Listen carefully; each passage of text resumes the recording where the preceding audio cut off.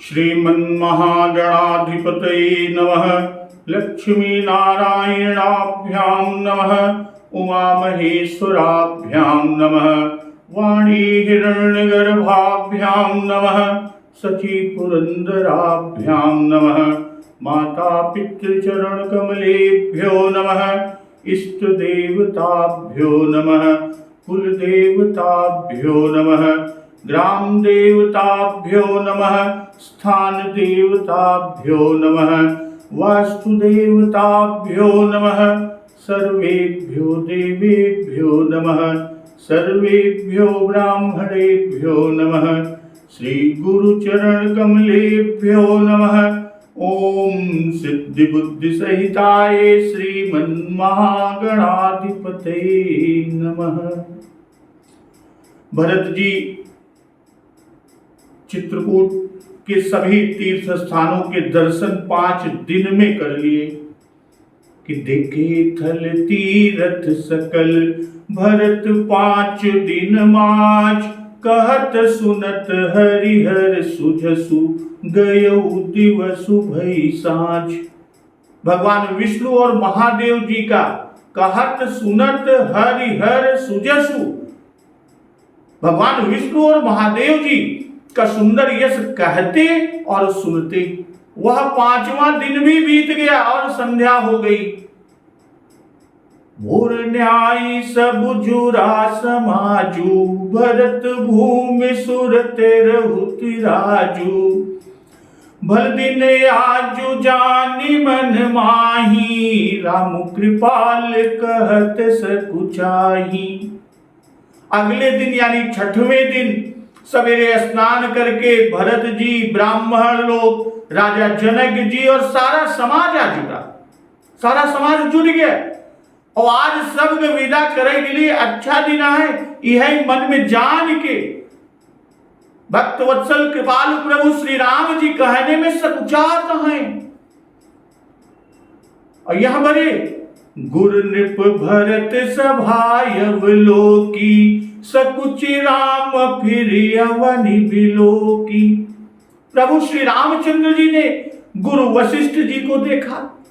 राजा जनक जी, भरत जी और सारी सभा की ओर देखते हैं, किंतु फिर सकुचाकर दृष्टि को फेर कर वे पृथ्वी की ओर नीचे धरती को ताकने लगते हैं। धरती देखे लागत है, ताकत है। सिल सराही सभा सब सोची कहु न राम सम स्वामी संकोची। सभा प्रभु श्री रामचंद्र जी के शील के सराहना कई के सोचत है कि श्री रामचंद्र जी के समान संकोची स्वामी कहीं और नहीं है। भरत सुजान राम रुख देखी उठि सप्रेम धरि धीर बिसेकी। कर दंडवत कहत कर जोरी राखी नाथ सकल रुचि मोरी। सुजान श्री भरत जी प्रभु श्री रामचंद्र जी के रुख देख के अप्रेम पूर्वक उठ पड़े, न उठ के विशेष रूप से धीरज के धारण करके फिर दंडवत कई का हाथ जोड़ के कहे लागे। कर दंडवत कहत कर जोरी। और क्या कह रहे हैं कि राखी नाथ सकल रुचि मोरी। हे नाथ, आपने तो हमार सब रुचि रख ले हैं, सब रुचि रखे।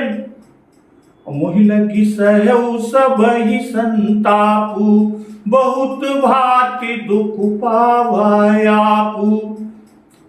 मेरे लिए सभी लोगों ने संताप सहा, जितना जने आए सब हमारे कारण से संताप सहन है।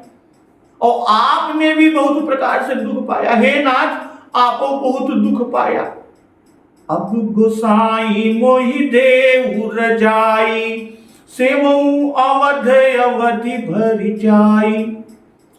अब स्वामी हमका आज्ञा दे कि हम जाएंगे अवधि भर, अवध का सेवन करूं। अवधि कौन सी अवधि की बात कर रहे हैं? उस 14 वर्ष जिसमें आप वनवास में रहेंगे, उस अवधि भर यानी 14 वर्ष तक अवध का सेवन करूं।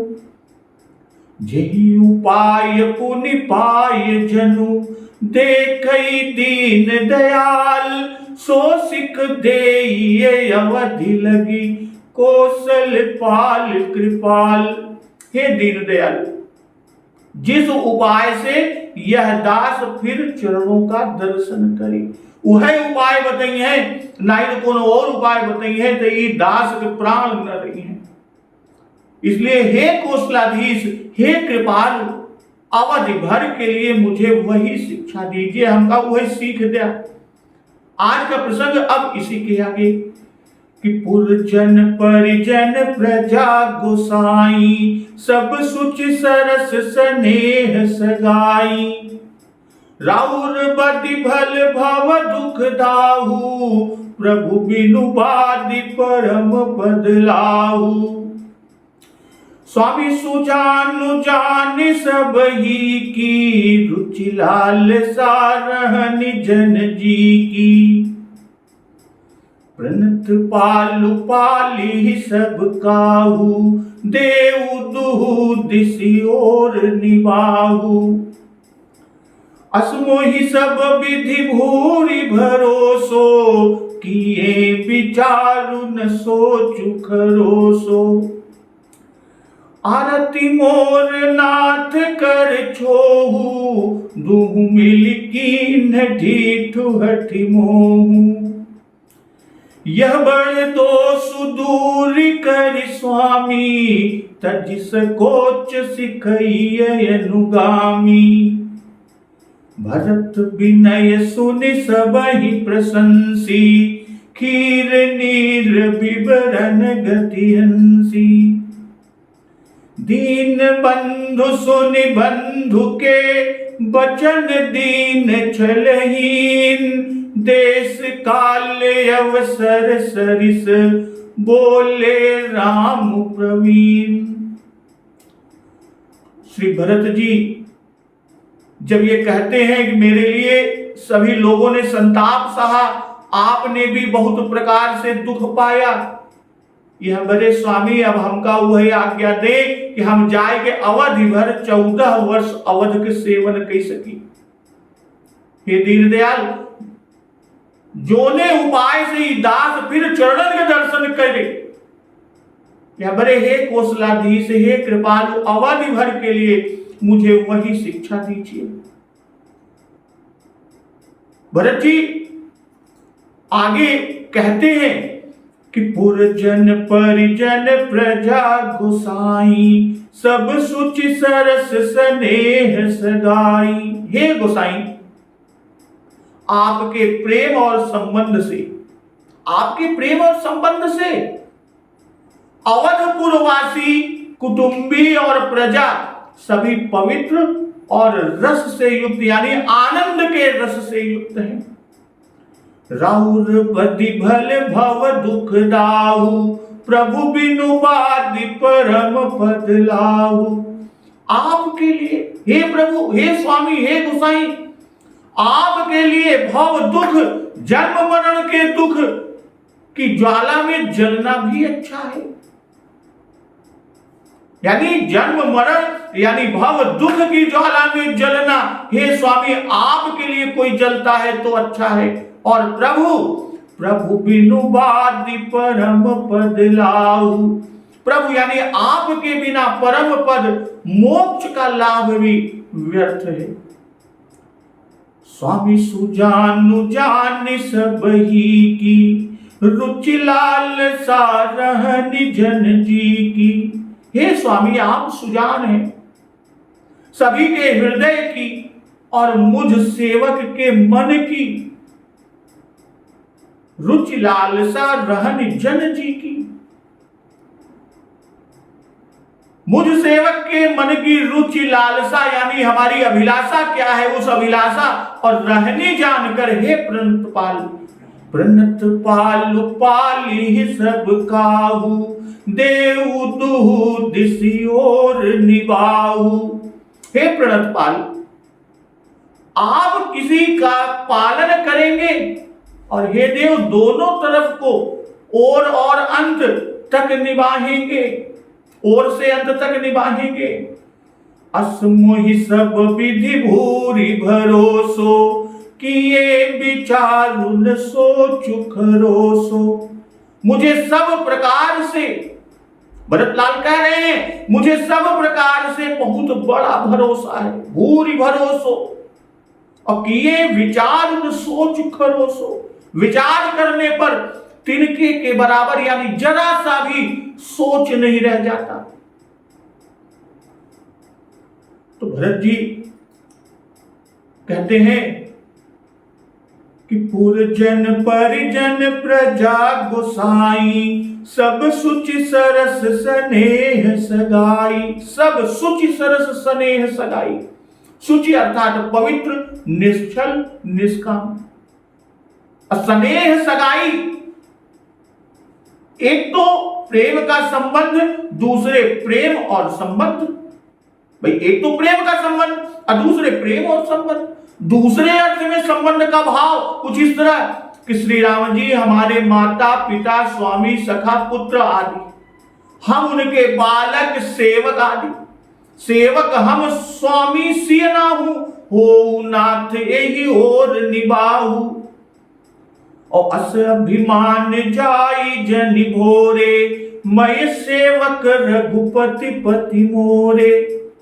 और कहते हैं उत्तरकांड में उल्लेख है कि जननी जनक गुरु बंधु हमारे, कृपा ना निधान प्राण ते प्यारे। तनु धनु धाम राम हितकारी, सब विधि तुम प्रणतार तिहारी। भाई स्नेह और सगाई, जह लग नाथ ने हे रुनाते, जह लग जगत स्नेह सगाई।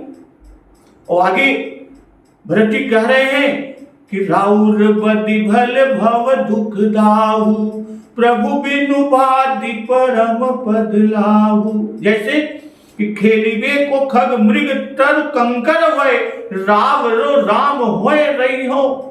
एहि नाते नर कहु सचु या बिनु, परम पदहु दुख दई हो। पत्रिका में तुम बिनु राम सकल सुख साजा, नरक सरिस दुहु राज समाजा। और कहते हैं कि स्वामी सुजानु जान सब ही की, रुचि लाल सारहन जन जी की। पहले कहे कि पुरजन आदि की दशा, कि पुरजन परिजन प्रजा गोसाई, सब सुचि सरस स्नेह सगाई। तो पहले तो पुरजन आदि की दशा को कहे और उसी को यहां सब ही की पद से बता रहे हैं। और रुचि लालसा रहन, यह अपने मन की कही, यह अपने मन की कही।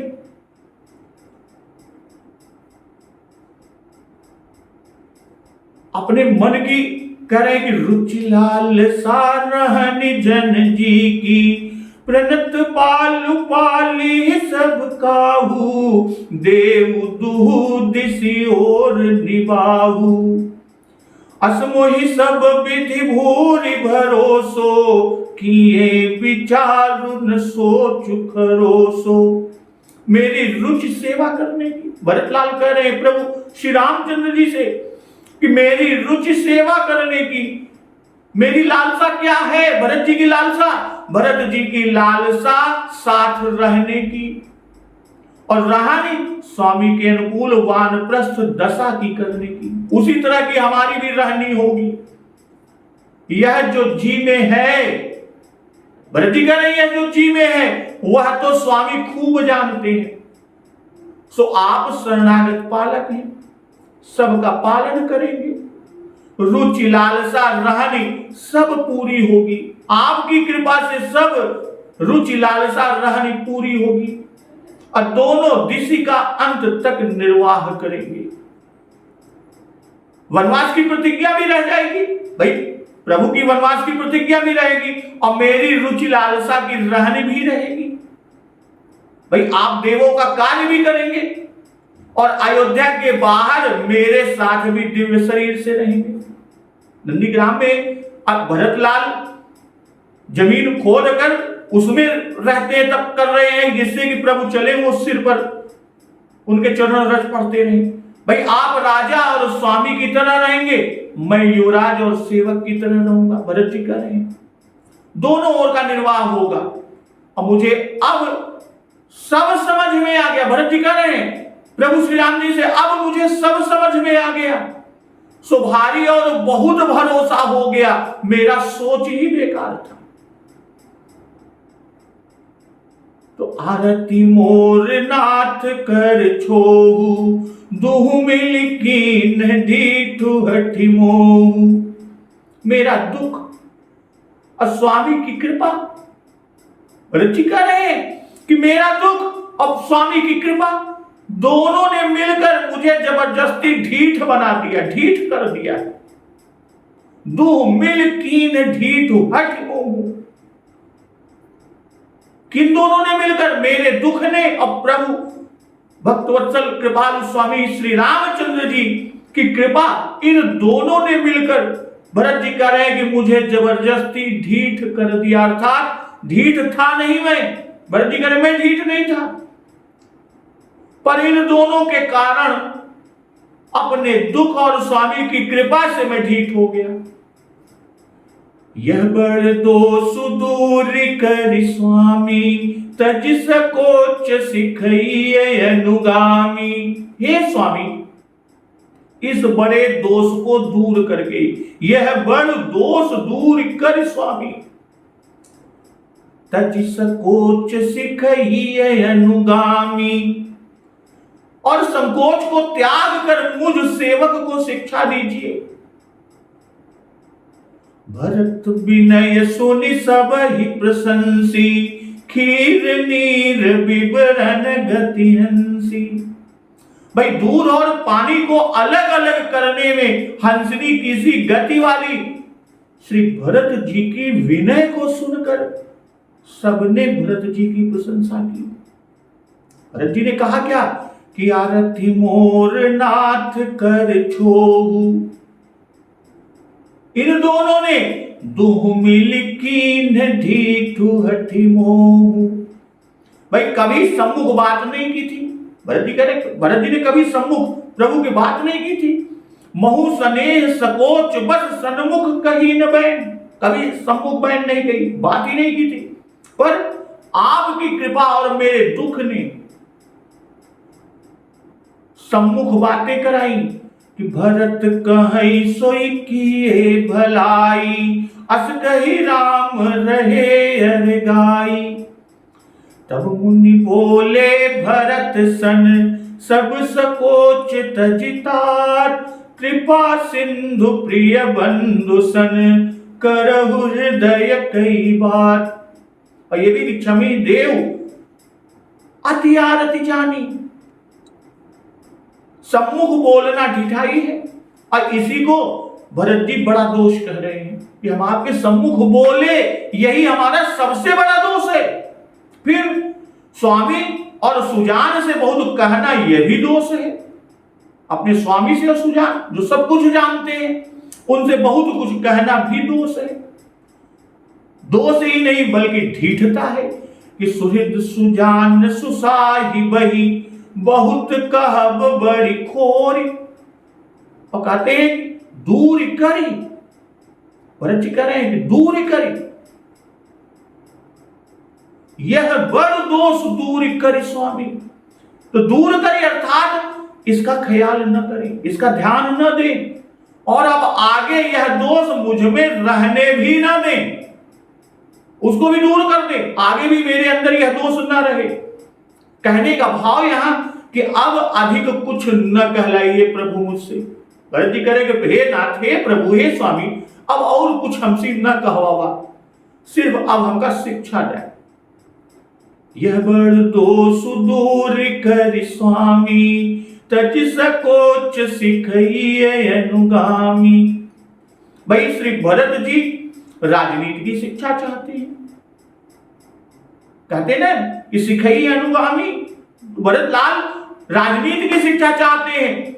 जिस प्रकार आप बतलाएं उस प्रकार मैं राज्य का कार्य करूं, राज्य कार्य को करूं, प्रजा का पालन करूं, उसी तरह मैं ये सब काम करूं। मैं तो सेवक मात्र हूं। जेठ स्वामी सेवक लघु भाई, मैं तो आपका सेवक हूं। यह भाव स्वामी अनुगामी का, इधर श्री राम जी संकोची है ही, और यहां तो इस दरबार का प्रारंभ ही हुआ कि कहून राम सब स्वामी संकोची, इसी से प्रारंभ ही हुआ। और संकोच को देखकर ही भरत जी बोलने के लिए खड़े हुए, इसलिए तज संकोच कह रहे हैं भरत जी, इस संकोच का त्याग कीजिए और मुझे सीख दीजिए। अब भरत जी की बात सुनकर भरत विनय सुनि सब ही प्रशंसी, सबने प्रशंसा किया। खीर नीर विवरण गति हंसी, भाई दरबार में, खुले दरबार में भरत जी के भाषण, भरत जी के वचन आदि के, भरत जी की वाणी की सुंदर हंसनी से उपमा दी। विमल विवेक धर्म नय साली, भरत भारती मंजुमराली, उसी का अंत तक निर्वाह दिखाने के लिए बाबा गोस्वामी तुलसीदास जी ने यहां पर भी हंसी कहा। खीर नीर विवरण गति हंसी, कहने का जो भाव वहां कहे गए वही भाव यहां पर भी। प्रभु श्री राम जी ने भी लक्ष्मण जी को समझाते हुए भरत जी को हंस कहा। जब प्रभु श्री राम लक्ष्मण जी को भरत जी के लिए समझा रहे थे कि सगुन खीर अवगुण जलताता, मिलई रचई पर पंच विधाता, भरत हंस रवि वंश तड़ागा, जन्म कीन्ह गुण दोष विभागा। और वहां पर भरत को हंस, और यहां पर भरत जी की वाणी और विनय को हंसनी कहा बाबा जी ने, बाबा गोस्वामी तुलसीदास जी ने। भाई भरत हंस, भरत भारती हंसनी, भरत जी की वाणी हंसनी। जैसे हंसनी दूध और पानी को अलग कर देती है, ठीक वैसे ही भरत जी की विनय में दोष दुख स्वार्थ आदि का और प्रभु के गुणों का विवरण है। विनय बहुत ही विवेकपूर्ण है। कहने का भाव भरत जी के विनय में भी विवेक है, भरत जी जो विनय कर रहे हैं उसमें भी विवेक है। अपनी ढिठाई को दोषी ठहराते हैं, भरत जी अपनी ढिठाई को दोषी ठहरा रहे हैं।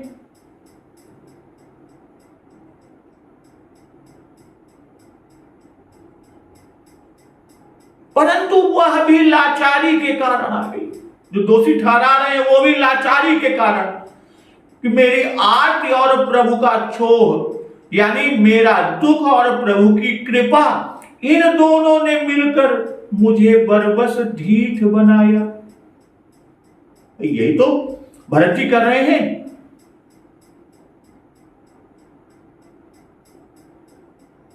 कि आरती मोर नाथ कर छोहू, दुह मिल कीन ढीठ हटि मोहू। इन दोनों ने मिलकर ढीठ बनाए, नहीं तो इतनी ढिठाई कभी हो ही नहीं सकती थी, कभी नहीं हो सकती। विनय विवेक धर्म नय साली, भरत भारती मंजुमराली। दीन बंधु सुनि बंधु के, बचन दीन छलहीन। देश काले अवसर सरिस, बोले राम प्रवीण।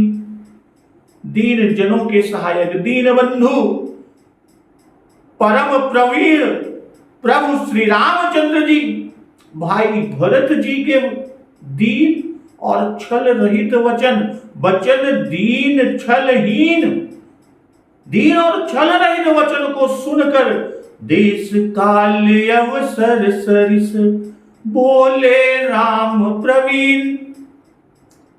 देश काल और अवसर के अनुकूल प्रभु श्री रामचंद्र जी बोल रहे हैं कि तात तुम्हारी मोरी परिजन की, चिंता गुरहिन पहि घर बन की। हे तात, प्रभु श्री रामचंद्र जी भरत जी से कह रहे हैं कि हे तात, तुम्हारी मेरी परिवार की, घर की, वन की सारी चिंता गुरु वशिष्ठ जी और राजा जनक जी को। माथे पर गुर मुनि मिथिलेशु, हम ही तुम ही सपन हुन कलेशु। जब हमारे प्रभु श्री रामचंद्र जी भरत जी से कह रहे हैं कि जब हमारे मस्तक पर गुरुदेव मुनि विश्वामित्र जी और मिथिलेश श्री जनक महाराज हैं, तब हमको और तुमको स्वप्न में भी क्लेश नहीं है। तो दीन बंधु सुनि बंधु के वचन, दीन छलहीन देश काल अवसर सरिस बोले राम प्रवीण। भाई जहां दीनता है वहां प्रभु दीन बंधु भी है, और दीनता देखकर दयालु होते हैं। यही दरबार दीन को आदर रीति सदा चली आई। छलहीन है क्योंकि प्रभु का वचन है कि मोहि कपट छल छिद्र न भावा। भाई देश काल अवसर के भाव, देश काल लख समय समाजु। अब प्रवीण यह बाबा गोस्वामी तुलसीदास जी ने विशेषण दिया, विशेषता को बताया। क्यों? क्योंकि इस गुत्थी को सुलझाने में गुरु मुनि और राजा जनक जी आदि कोई समर्थ नहीं हुए थे। तो तत् तुम्हारी मोरी परिजन की चिंता, गुरहीन पही घर बन की। घर बन की कि सहित समाज तुम्हारे हमारा, घर बन गुरु प्रसाद रखवारा। और माथे पर गुरु मुनि मिथिलेशु, हम ही तुम ही सपन हुन कलेशु। भाई ये सभी का आशीर्वाद हमारे मस्तक पर है, हमारे आपके सबके ऊपर बराबर साथ है, रक्षक है और साथ संभार करने वाले हैं। तब किस बात की सोच, तब सोच ही क्या है। तुलसी सुखी निसोच राज ज्यो बालक माय बबा के। तो गुरु जी ने स्पष्ट कह दिया, इसलिए मुनि से वामदेव जाबाली आदि सब मालूम होते हैं। भाई जो राज्य के मंत्री भी थे कि वशिष्ठो वामदेवश्च जाबालिश्च दृढ़व्रतः अग्रतः प्रयुः सर्वे मंत्रिणो मंत्र पूजिताः। बाबा गोस्वामी जी का भी यही मत है कि यहां मुनि से वामदेव जी, क्योंकि अवध के राज्य शासन के विचार से ये वशिष्ठ जी के साथ साथ अधिकारी। वामदेव वशिष्ठ तब आए, अब बोले वामदेव सब साची। अब वामदेव रघुकुल गुर ज्ञानी, वामदेव जी साथ ही साथ हैं। तो मोर तुम्हार परम पुरुषार्थु, स्वार्थु सुजसु धर्म परमार्थु। मेरा और तुम्हारा तो परम पुरुषार्थ, स्वार्थ, सुयस, धर्म और परमार्थ यही है कि दोनों भाई क्या करें कि पितुआय सुपाली दुहु भाई, लोक वेद भल भूप भलाई। कि दोनों भाई पिता की आज्ञा का पालन करें, यह लोक और वेद दोनों में भला है, और इसी से राजा जी को भली भांति भलाई है, राजा जी की भी भली भांति भलाई है। गुरु पितु मातु स्वामी सिख पाले, चले हुकुम मग मग पर ही न खाले। गुरु पिता माता स्वामी की आज्ञा, भाई गुरु की आज्ञा, पिता की आज्ञा, माता की आज्ञा और स्वामी की आज्ञा पालन करने से, कुमार्ग पर भी चलने से पैर खाली नहीं पड़ता, यानी धोखा नहीं होता, कोई चूक नहीं होती, गिरने मोच खाने आदि का कोई भय नहीं रहता। तो अस विचार सब सोच बिहाई, पालहु अवध अवधि भरि जाई। ऐसा विचार कर, प्रभु भक्त वत्सल कृपालु श्री रामचंद्र जी कह रहे हैं कि इस तरह विचार कर, सारा सोच छोड़कर अवध में जाकर अवधि भर यानी 14 वर्ष तक अवध का पालन करो। देशु कोसु परिजन परिवारु, गुरुपद रजहि लाग छरुभारु। देश कोस परिजन और परिवार, इन सबों के सार संभार का भार, इन सब के सार संभार का भार किनका? देश का, कोष का, परिजन का, परिवार का। इन सब का सार संहार का भार तो गुरु जी के चरण रज पर है, गुरु जी के चरणों की रज पर है। तुम मुनि मातु सचिव सिख मानी, पाले हो भूमि प्रजा रजधानी। प्रभु कह रहे हैं कि तुम तो मुनि माता मंत्रियों की शिक्षा मानकर और उनके अनुसार पृथ्वी, प्रजा और राजधानी का पालन भर करते रहना, तुम्हारा काम सिर्फ इतना है। अर्थात रक्षक तो वे ही हैं, तुम निमित्त मात्र बने रहो।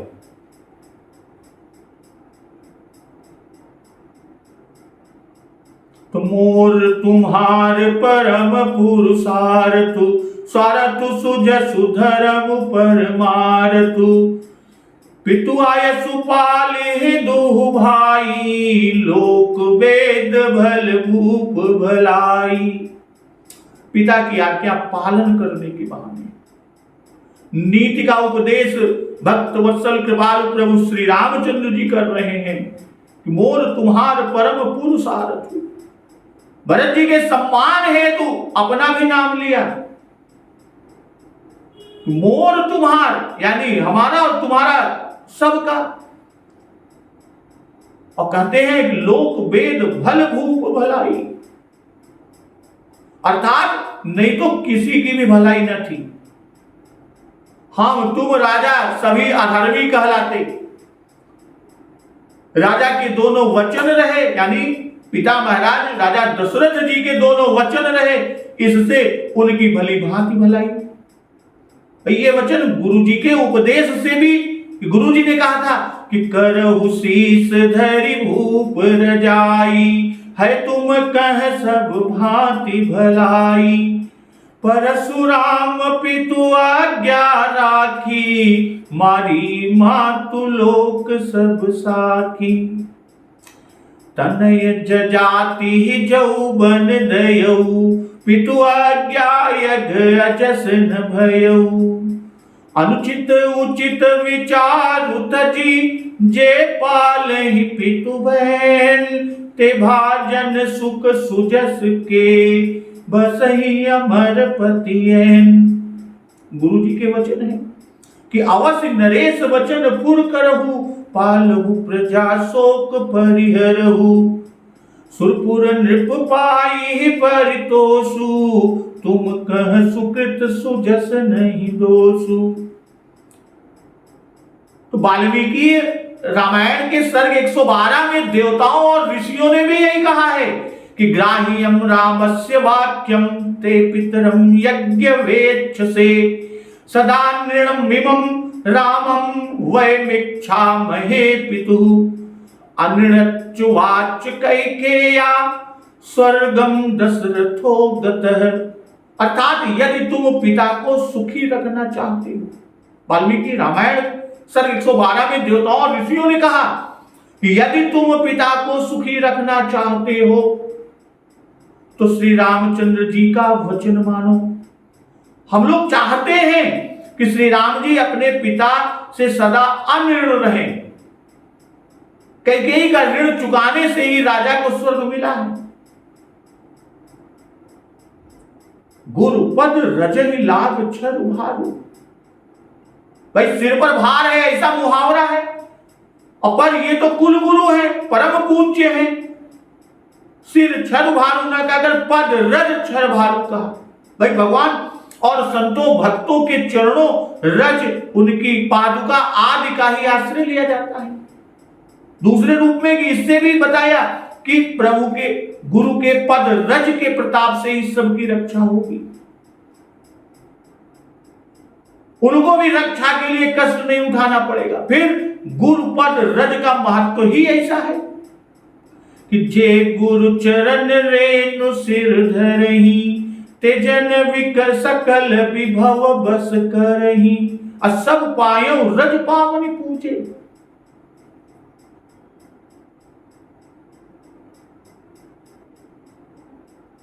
भाई तुम मुनि मातु सचिव।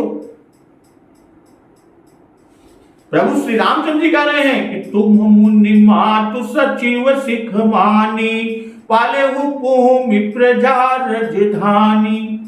भाई वाल्मीकि रामायण में अमात्यों, मित्रों और बुद्धिमान मंत्रियों से परामर्श करके बड़े कार्यों को संपादित करने को कहा है। मुखिया मुख सो चाहिए, खान पान कहूँ एक, पालई पोसई सकल अंग, तुलसी सहित विवेक। तुलसीदास जी कह रहे हैं, बाबा गोस्वामी तुलसी महाराज कह रहे हैं कि श्री रामचंद्र जी ने कहा, क्या कहा? मुखिया मुख सो चाहिए, मुखिया मुख के समान होना चाहिए, खान पान कहूँ एक, कि खाने पीने को तो एक है, पालई पोसई सकल अंग, तुलसी सहित विवेक, पर समस्त अंगों को विवेक सहित पालन पोषण करता है। खाने को तो मुख एक है, इसीलिए कहते हैं कि राज्य धर्म सर्वसुत नोई, जिमि मन माह मनोरथ गोई। राज धर्म का सर्वस्व इतना ही है जैसे मन के भीतर मनोरथ छिपा रहता है। तो मुखिया मुख सो चाहिए, खान पान कहूँ एक। भाई सेवक कर पद नयन से, मुख सो साहिब होई। भाई सेवक और स्वामी का भाव ही कुछ इस तरह लिखा गया है। पहले जो कहा कि सेवक कर पद नयन से, मुख सो साहिब होई, कि कर पद नयन अंगों के नाम दिए, इसी से यहां नाम न देकर केवल सकल अंग कहे। पालई पोसई सकल अंग, तुलसी सहित विवेक। भाई कर पद नयन तीन ही को कहे थे, क्योंकि वहां सेवक और स्वामी की रीति कह रहे थे। कर पद और नेत्र सेवक का काम करके मुख रूपी स्वामी को लाकर देते हैं, और यहां मुख को मुखिया कहा। बाबा गोस्वामी तुलसीदास जी ने यहां मुख को मुखिया कहा, इसी से शरीर के समस्त अंगों का पालन पोषण करने को कह रहे हैं। केवल कर पद और नेत्र का नहीं, सकल अंग यानी शरीर के सभी अंग, समस्त कर्मेंद्रियों, ज्ञानेंद्रियों, अंतःकरण यानी शरीर के भीतर बाहर के सभी अंग। जैसे शरीर के अंदर जो बिल्कुल दिखाई नहीं देता, प्लीहा है, यकृत है, मूत्रपिंड, रक्ताशय, मांस, मज्जा, शुक्र, रुधिर, ज्ञान तंतु, खट, चक्र, पंच मस्तिष्क आदि ये शरीर के विभिन्न अंग। तो वहां पर कहे कि मुख सो साहिब होय कहा, पर उसका धर्म नहीं कहा, पर यहां उसका धर्म कहा। खान पान कहूँ एक, अपालई पोसई सकल अंग, तुलसी सहित विवेक। से विविध विषयों के सेवन को बताना। गीता में कहा है कि विषया निवर्तन्ते निराहारस्य देहिनः, और यहां कहते हैं सहित विवेक, पालई पोसई सकल अंग, सभी अंगों के, शरीर के सभी अंगों का पालन पोषण करता है, सहित विवेक। भाई जिसके लिए जितने पालन पोषण की जरूरत होती है, जिस अंग के लिए जितनी आवश्यकता है, उतना ही उसका पालन पोषण करता है। नेत्र, हाथ, पैर जो कुछ लाकर मुख को दे देते हैं, अकेला वही सब खा लेता है, खाली मुख ही ग्रहण करता है, वही खाता है। पर खाने के बाद जिस जिस अंग को जिस जिस रस की जितनी आवश्यकता होती है, जिससे वह स्वस्थ और पुष्ट रहे, उतना उतना रस उन्हें देकर सभी अंगों का पालन करता है। यही नहीं कि जिसको अधिक चाहिए उसको कम दे, जिसको कम चाहिए उसको अधिक दे, ऐसा नहीं है। अगर ऐसा होता है तो ऐसा करने से ही तो रोग उत्पन्न हो जाता है। इसीलिए कहते हैं सहित विवेक। देश काल परिस्थिति, ऋतु, शत्रु, मित्र, उदासीन, सज्जन, दुर्जन, इनका ज्ञान पूर्वक विचार से व्यवहार को बता रहे हैं। राजनीति की दृष्टि से राजधर्म का जितना विकास और विस्तार, भाई गीता के अनुसार युक्ताहार विहारस्य युक्त चेष्टस्य कर्मसु युक्त स्वप्नावबोधस्य योगो भवति दुःखः। भाई शुक्राचार्य, चाणक्य और कणिक आदि के राजनीति ग्रंथों से इस दोहे पर लोग राजनीतिक का एक बड़ा ग्रंथ निर्माण कर सकते हैं। यहां बाबा गोस्वामी तुलसीदास जी ने जो लिखा कि मुखिया मुख सो चाहिए, खान पान कहुए, पालई पोसई सकल अंग, तुलसी सहित विवेक। भाई यहां भोक्ता मुख, भरत और अंग, जो समस्त अंग है, देश, प्रजा, सैन्य, मंत्री, मित्र, कोष आदि, ये राजा के अंग है। कहने का भाव कि तुम इन सब अंगों का पालन पोषण विवेक पूर्वक करते रहना, जिससे वे सब तुम्हारे काम आवे। जिसका जैसा अधिकार है उसी के योग्य उसका पालन करना।